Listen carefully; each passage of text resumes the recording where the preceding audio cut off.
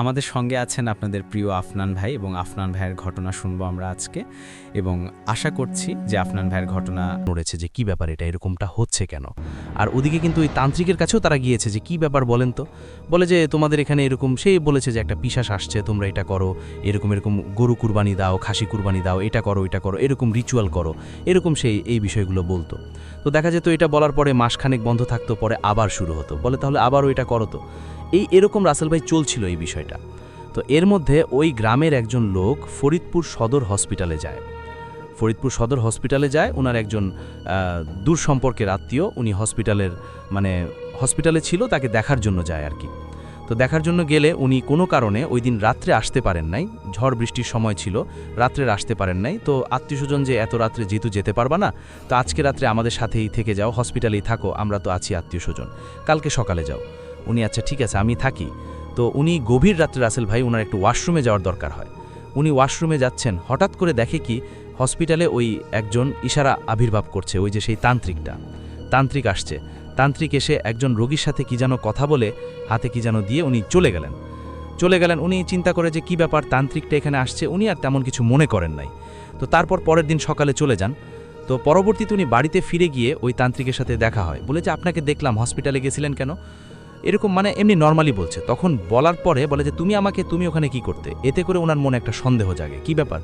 আমি স্বাভাবিকভাবে বলতে পারতো যে গেছিলাম একটা কাজে, বা কোনো আত্মীয়স্বজন ছিল, বা কোনো রোগী দেখতে গিয়েছি, এটা বলতে পারতো। উনি আমাকে পাল্টা এত কোশ্চেন করে কেন, এটা ওনার মনের মধ্যে সন্দেহ জাগে। কিন্তু উনি আর এগুলা নিয়ে আর বেশি ঘাটাঘাটি করেন নাই। উনারও কিন্তু রাসেল ভাই একটা বাচ্চা ছিল। তো একদিন রাত্রেবেলা শুয়ে আছে, হঠাৎ করে ওনার বাচ্চা ওনাকে বলছে যে বাবা আমাকে বাইরে কে যেন ডাকছে। বলে কে ডাকে, কয় আমার বন্ধু ডাকতেছে। বন্ধু এত রাত্রেবেলা, তোমার বাচ্চা মানুষ, সে কি এত, তার বাসা কোথায়, এখন এত রাত্রেবেলা তোমাকে ডাকবে নাকি। বলে না আমি ডাক শুনতেছি, আমাকে যেতেই হবে। সে কিছুতেই রাখা যায় না ঘরের মধ্যে, জোর করে ঘরের মধ্যে আটকে রেখেছে যে না এত রাতে বাইরে যেতে প্রয়োজন, আমি বাইরে যাচ্ছি, দেখি সে কোথায়। এখন উনি নিজেই দরজা খুলে বাইরে বের হয়ে কাউকে উনি পান না। তখন উনি চিন্তা করেন যে এই নিশ্চয়ই ওই হয়তোবা প্যারানর্মাল কিছু ডাকাডাকি করছে, কিন্তু উনারা কোনো ডাক শুনেন নাই। প্রথম রাতে এরকম হয়, দ্বিতীয় রাত্রে রাসেল ভাই আবার ওই বাচ্চা বলে যে আমাকে ডাকতেছে। তখন বলে যে না বাইরে কেউ ডাকে না, আমরা কেউ কোনো ডাক শুনি না। বলে না ডাকতেছে, আমি বাইরে যাবই। কিছুতেই ধরে রাখা যায় না, উনি নিজেই আবার বাইরে গিয়েছে হারিকেন নিয়ে। ও সময় তো গ্রামের লোক টর্চ লাইট ওরকম ছিল না, হারিকেন নিয়ে। এটা ওই এলাকায় নিশি ডাক বলে। তো বাচ্চারা যখন বের হয়ে আসতো, শুধু ডাকটা শুধু বাচ্চারাই শুনতো, অন্য কেউ শুনতো না।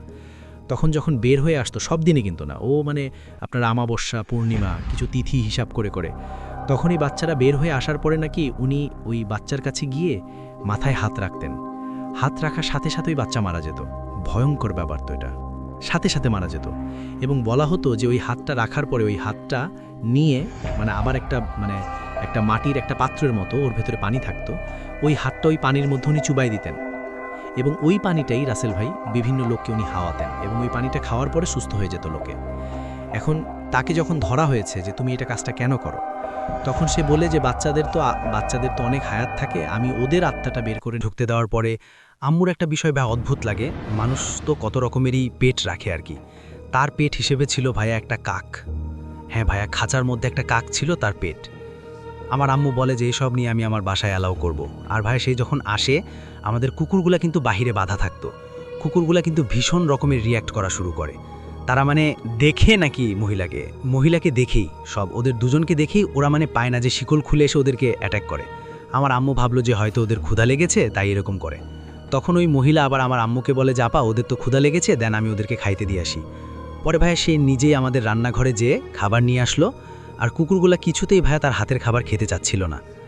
তো ভাইয়া নর্মাল ডের মতো ওখানে কিন্তু ভাইয়া কাজের মহিলারা কিন্তু বাসাতেই থাকতো, এরকম ব্যবস্থাই ছিল।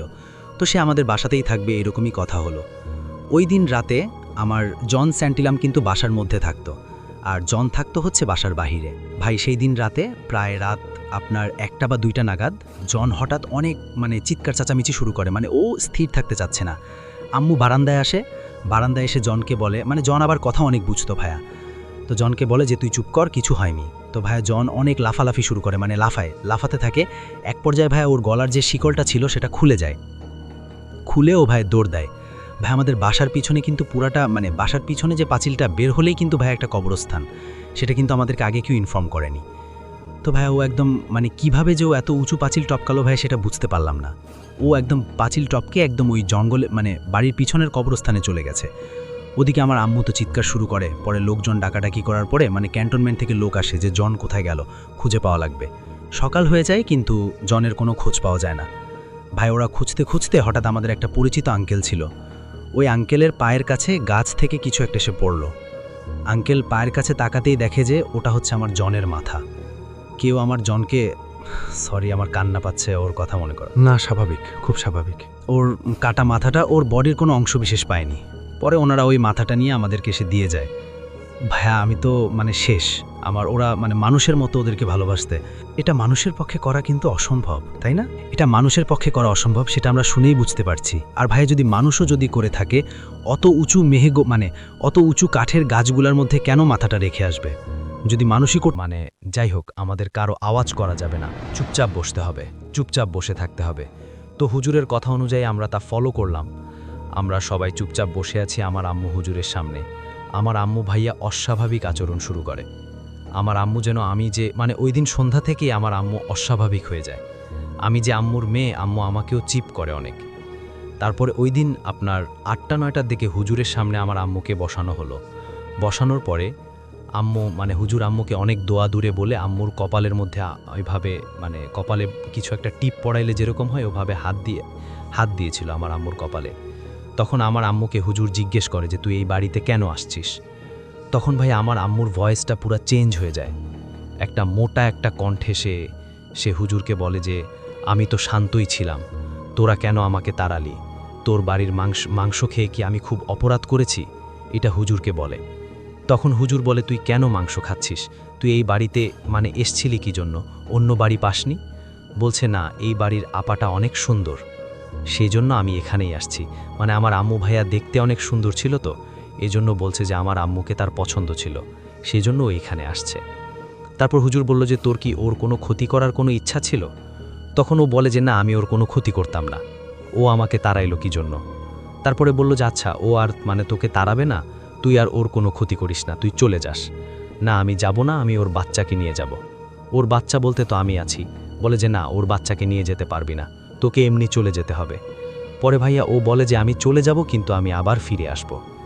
এইটা বলে ভাইয়া মানে পুরা বাসাটা মানে যে আপনার লাইটটা যদি ফিউজ হয়ে যায়, যেরকম জলে নিভু করে, হঠাৎ করে আমাদের বাসার সব লাইটগুলো ওরকম করতে অন্ধকারই ছিল, কিন্তু কিভাবে এই জিনিসটা হলো সেটা কেউ বুঝতে পারলো না। পরে ও যে চলে গেল সেটা আমরা বুঝতে পারলাম, কারণ আমাদের ঘরের প্রত্যেকটা বাল্ব ফেটে গেছে, ও এটা করেও চলে গেছে।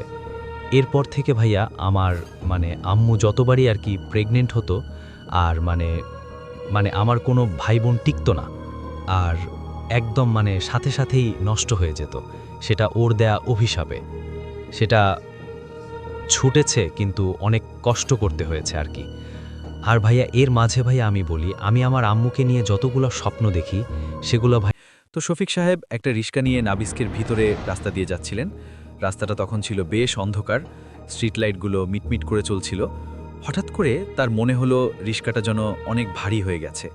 রিক্সা চালকের বেশ কষ্ট করে প্যাডেল মারতেছে, এরকম তিনি দেখা যাচ্ছে যে রিক্সাটা হঠাৎ করে ভারী হওয়ার কারণে রিক্সাটা মানে তার হলো প্যাডেল মারতে অনেক কষ্ট হচ্ছে। তো এটা শফিক সাহেব দেখলেন, কিন্তু রিক্সা যেন এগোতেই চাইছি না। এত তিনি চেষ্টা করতেছেন রিক্সাওয়ালা, তারপরেও সেই রিক্সাওয়ালা খুবই ধীর গতিতে যাচ্ছে। তো শফিক সাহেব নিচু হয়ে রিক্সা চালককে জিজ্ঞেস করলেন, কি হলো মামা, এত জোরে হাঁপাচ্ছেন, এত জোরে চেষ্টা করছেন, কি হয়েছে? এত পরিশ্রম করার পর গাড়ি বা আগাচ্ছে না কেন? রিক্সাওয়ালা কোনো জবাব দিল না, শুধু ঘাড় ঘুলি একবার তাকালো। শফিক সাহেবের বুকের ভেতরটা যেন হিম হয়ে গেল। লোকটার কোনো মুখ নেই, যেখানে চোখ থাকার কথা সেখানে কেবল গভীর দুইটা গর্ত, আর মুখ দিয়ে অদ্ভুত একটা গোঙানি বেরাচ্ছে। শফিক সাহেব এত পরিমাণ ভয় পেলেন যে চলন্ত রিক্সা থেকে লাফিয়ে নামলেন। তিনি নামার পর দেখলেন সেখানে কোনো রিক্সাই নাই, তিনি ফাঁকা রাস্তার মাঝখানে দাঁড়িয়ে আছেন। এটা দেখে তো শফিক সাহেব মহা টেনশনে পড়ে গেলেন, এটা কিভাবে সম্ভব। তিনি রিক্সাওয়ালাকে ডাকলেন, রিক্সাতে উঠলেন এবং রিক্সাওয়ালা অনেক কষ্ট করে রিক্সা চালাচ্ছেন। এবং যখন তিনি কোনো কিছু জিজ্ঞেস করলেন, সেই সময় যখন ফিরে তাকালেন এবং এটা দেখে তিনি প্রচণ্ড ভয় পাওয়ার কারণে রিক্সা থেকে নামলেন, আর এখন তিনি রিক্সাটাকেই দেখতে পারতেছে না। কি তিনি আসলে খুবই অবাক হয়ে গেলেন এই বিষয়টাতে। তো শফিক সাহেব সেখানেই দাঁড়িয়ে এলেন এবং তার পাশে হঠাৎ করে একটা চাপা খিলখিল শব্দের হাসি শব্দ এসে ভেসে এলো। তিনি দেখলেন যে তিনি যেখানে দাঁড়িয়ে আছেন সেখানে তার সামনে একটা পুরনো দোতলা বাড়ি, এবং সে বাড়ির বারান্দাতে একটা ছোট্ট মেয়ে দাঁড়িয়ে আছে এবং তার পরনে একটা ধবধবে সাদা ফ্রক, এবং সেই মেয়েটি এতক্ষণ হাসতেছিল, খিলখিল করে হাসতেছে, এবং হাঁটু পর্যন্ত তার ফ্রকটা, এবং তার ফ্রকটা বাতাসে নড়তেছে। তিনি লক্ষ্য করলেন যেন জ্যান্ত সাপের মতো কিলবিল করছে তার হলো সেই ধবধবে সাদা ফ্রকটার উপরে, এবং মেয়েটি হাত দিয়ে শফিক সাহেবকে ডাকতেছে। তো শফিক সাহেব দেখলেন যে তার পায়ের এদিকে অনেকগুলো সাপ। এটা দেখে তিনি তো মোটামুটি ভয় পেয়ে গেলেন, এবং তিনি চিন্তা করলেন যে মেয়েটা মনে হয় কোনো বিপদে পড়ছে নাকি।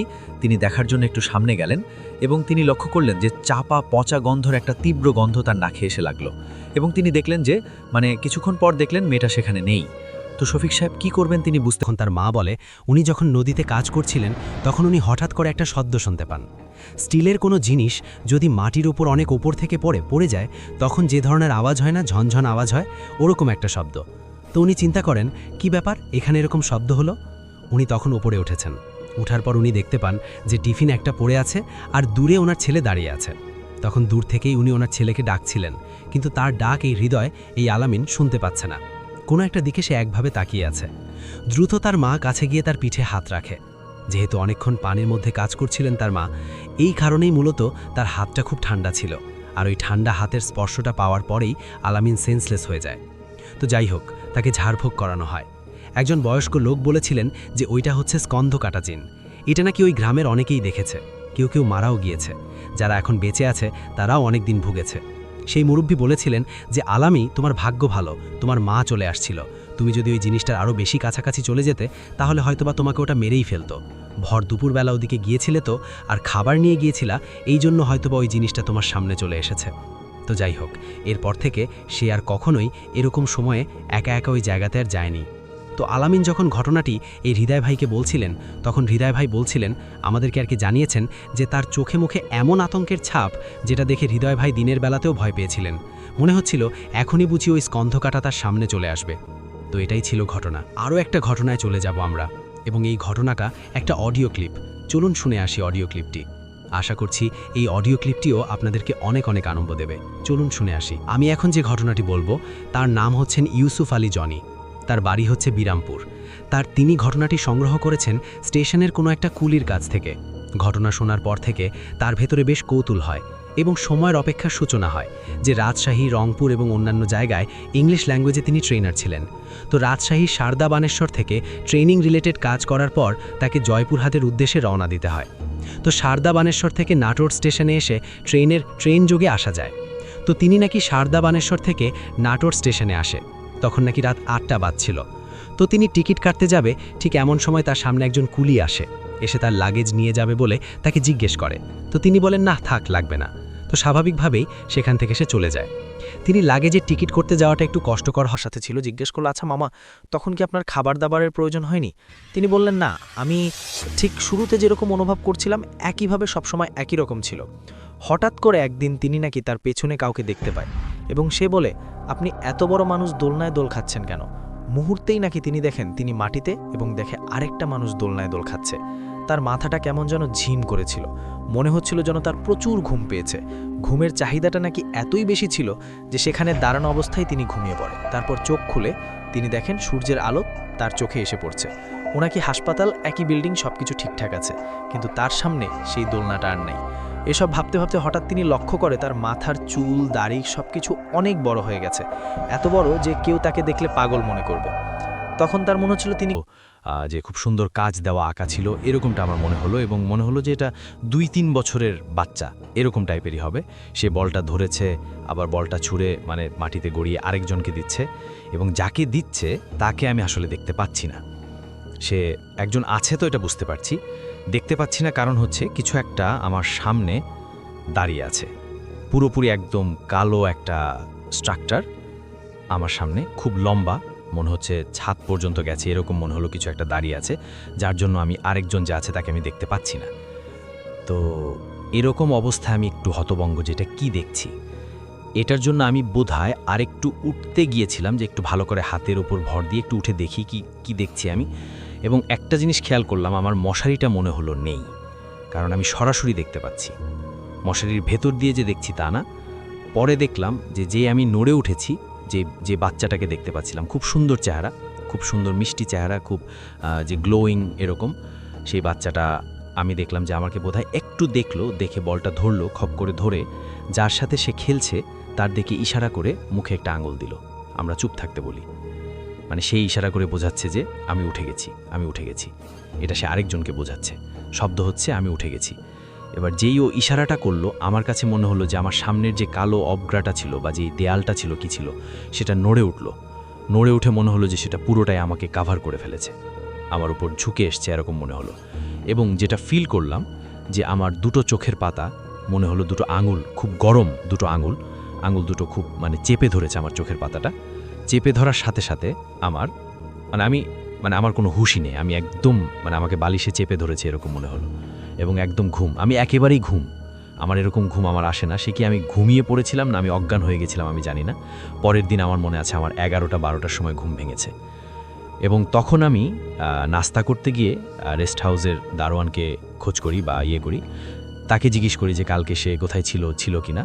তখন সে বলল যে আসলে কালকে সে আসেনি, এবং সে আসলে জানতো না যে আমি আছি। সে মনে করেছে আমি ঢাকায় ব্যাক করেছি, তো আসেনি। এবং কালকে আসলে রেস্ট হাউসে কেউই ছিলেন না। ওটা বোধহয় কুসমত একটা সরকারি ছুটির আগে পড়ে গেছিল, বা আমি যেতে পারিনি। আসলে আমরা হয়তো বা ছুটি পাইনি, বা অন্য কেউ, সবাই ছুটি পেয়ে বেশ রেগে যায় এবং তারা ঠিক করে যে না, এই ডাক্তারের কাছে তারা আর আসবে না। তারপর তারা তো বাসার কাছাকাছি যায়, তাদের সন্ধ্যা হয়ে যায় সেদিন বাসায় পৌঁছাতে পৌঁছাতে। তো গাড়িটা পার্ক করে নাকি যখন বাসার দরজা খুলতে যাবে ওরা, খুলেই দেখে লাইটটা অন করে যে সব ফার্নিচার উল্টা পাল্টা অবস্থায় পড়ে আছে। এই বিষয়গুলো দেখে সাফির বাবা দ্রুত বাসার রুম থেকে বের হয়ে যায় এবং রুমটা লক করে সবাইকে বলে যে তোমরা গাড়িতে ঢুকে দরজার ভিতর দিয়ে লক করে দাও, আমি পুলিশকে কল করছি। দিচ্ছি। আর আমি দেখি আশেপাশে যে কোনো সমস্যা হলো নাকি। ওদের বাসায় তখন নাকি একটা বেসবলের ব্যাট ছিল, তো বেসবলের ব্যাটটা নিয়ে তিনি তখন আশেপাশে ঘুরছে যে আসলে কোনো চোর আসলো কিনা। এদিকে পুলিশকেও খবর দেওয়া হয়েছে। পুলিশ আসে। পুলিশ আসার পর পুলিশ সব কিছু দেখে, খোঁজাখুঁজি করে, এবং পরে জানা গেল যে এখানে কোনো চুরি হয় নাই এবং কিছুই হয় নাই। পুলিশ তার নিয়ে মনে যায়, রিপোর্ট নিয়ে যায়, এবং পুলিশ সে সফির বাবাকে বলে যে আপনারা কাজ করেন, আপনারা এখানে সিসি ক্যামেরা লাগাই দেন, যাবতীয় যেগুলো করার কথা এগুলো করে দেন, সেফটি থাকা ভালো, যেহেতু এটা ভিলেজ এরিয়া, এটা তো আপনাদের আগের শহর না যেখানে আপনি আগে ছিলেন। তারপর তারা পুলিশ যাওয়ার পর ওরা বাসার সবাই তখন ঘরে ঢুকে, এবং সফি বলে যে সেই রাতে নাকি অনেক রাত লেগে যায় তাদের এরকম ঘর ভিতরে পরিষ্কার করতে, এবং তারা তখন এক রুমে মোটামুটি সবাই ঘুমায় যায়। তো যেহেতু তারা খুব ক্লান্ত ছিল, তো ওখানে তারা যখন ঘুমায় হঠাৎ করে ওরা একটা চিৎকার শুনে, এবং এই চিৎকারটা ঘুমের মধ্যে তারা শুনছে বাড়ির বাসার রুমে যারা ছিল, যেহেতু সবাই আজকে এক রুমে আছে, যে এই চিৎকার ওই চিৎকার। সফি বলে যে তার ভাই যে এর আগের দিন চিৎকার করেছে, সে সবাই রুমে গেল যে চিৎকার পেয়েছে, এরকম একটা চিৎকার, মোট কথা তার ভাইয়ের চিৎকার। সবাই মিলে ঘুম থেকে একসাথে উঠে, কিন্তু দেখে সফি যে তার ভাই নাই, তাদের রুমে নাই, ভাবে অন্য রুমে আছে। অন্য সব জায়গায় খোঁজাখুঁজি করে, কিন্তু কোথাও তাকে পাওয়া যাচ্ছে না। চিৎকারটা এখনও শোনা যাচ্ছে। বাসার সব রুম কিন্তু চেক করা শেষ। সঙ্গে সঙ্গে সফির বাবা তখন পুলিশকে সে রাতে দ্বিতীয়বারের মতো আবার কল দেয়। পুলিশ বলে যে আপনি অ্যালার্ট থাকেন, আমরা আসছি। এদিকে সফির বাবা নাকি সফি এবং সফির মাকে তাড়াতাড়ি বাড়ি থেকে বের করে বলে যে তোমরা গাড়িতে লক করে, দরজা লক করে বসে থাকো, আমি বাকিটা দেখছি কি করা যায়। তারপর নাকি সে সফির বাবা সে চিৎকারটা ফলো করতে করতে সে অনেক দূর চলে যাচ্ছিল, নাকি গাড়ির থেকে দেখছিল সফি এবং তার মা। হঠাৎ করে দেখে যে একটা ঝোপঝাড়ের মধ্যে সেই সফির বাবা চলে যায়, এবং কিছুক্ষণ পর তিনি সেখান থেকে সফির ছোট ভাইকে কোলে করে নিয়ে আসেন। সফি দূরের থেকে দেখে মনে হচ্ছিল যে তার ছোট ভাইয়ের হয়তো জ্ঞান হারিয়ে ফেলেছে। ঠিকই তার জ্ঞান ছিল না। তাকে গাড়িতে ঢুকিয়ে রাখা হয়, তারপর ও লাইট কেউ জ্বালিয়ে দিত, কিন্তু এরকম নাকি কেউ কোনো কিছু করার কথা না। এমন নাকি হয়েছে টেবিলে একটা জিনিস রেখেছে, কিন্তু হঠাৎ করে তারা দেখছে ঘুমের যে টেবিল থেকে কিছু একটা পড়ে গেল, কিন্তু সেখানে তো এরকম কিছু থাকার কথাই না। পরে ওনারা এটা নিয়ে এরকম ঘটনাগুলো ঘটার পরে থাকতেই হবে, তিম্মান ভাই বলে তিনি কিছু ইসলামিক দিক দিয়ে কিছু রিচুয়াল করেন সেখানে, এবং তারপর তিনি কোনোরকম সেখানে 2-1 রাতের কাটায়, এবং কাটানোর পর তার নাকি অন্য শহরে তার ঘুরতে যাওয়ার কথা ছিল। তারপর তিনি সেখানে চলে যায়, এবং ওই শহরে তার আসলে কোনো সমস্যা হয় নাই, এবং তারপর তো তিনি কাতারে এসে পড়েন। এবং যেটা তিনি কাতারে আসার পর বলেন যে সফির ঠিকানা তিনি সম্ভবত নিয়ে এসেছিলেন, এবং কোনো একটা ঘটনা যদি আরও তিনি যদি তারপরে সফির কাছে এই বিষয়ে যদি আর কোনো ঘটনা পান, তিনি এটা সংগ্রহ করবেন। হ্যালো লিসেনার্স, আশা করি ঘটনাগুলো আপনাদের ভালো লেগেছে। আমি চেষ্টা করেছি বাছাই করে ঘটনাগুলো আপনাদের মাঝে শেয়ার করার। আমি প্রতিদিনই ঘটনাগুলো বাছাই করে আপনাদের মাঝে একটি করে এপিসোড শেয়ার করার চেষ্টা করি। যদি আমার ঘটনাগুলো একটু ভালো লাগে তাহলে অবশ্যই এই চ্যানেলটি সাবস্ক্রাইব করবেন। আর আপনারা কোথা থেকে এই ঘটনাগুলো শুনতেছেন যদি আপনাদের ঠিকানাগুলো জানান তাহলে আমি অনেক কৃতজ্ঞ হব। তাহলে আমি বুঝতে পারবো যে আপনারা কোথা থেকে শুনতেছেন। এছাড়াও আপনাদের মাঝে যদি কোনো ঘটনা থেকে থাকে তাহলে অবশ্যই আমাদের ইমেলে দেওয়া ঠিকানায় ঘটনাটা পাঠাবেন। তাহলে নেক্সট এপিসোডের ঘটনা আপনার সেই ঘটনাটা আমরা রাসেল ভাইয়ের মাধ্যমে অথবা আমরা নিজেরা পড়ে শোনাবো। তো ভালো থাকবেন, সুস্থ থাকবেন, এই প্রত্যাশায় আজকের মতো বিদায় নিচ্ছি। আল্লাহ হাফেজ।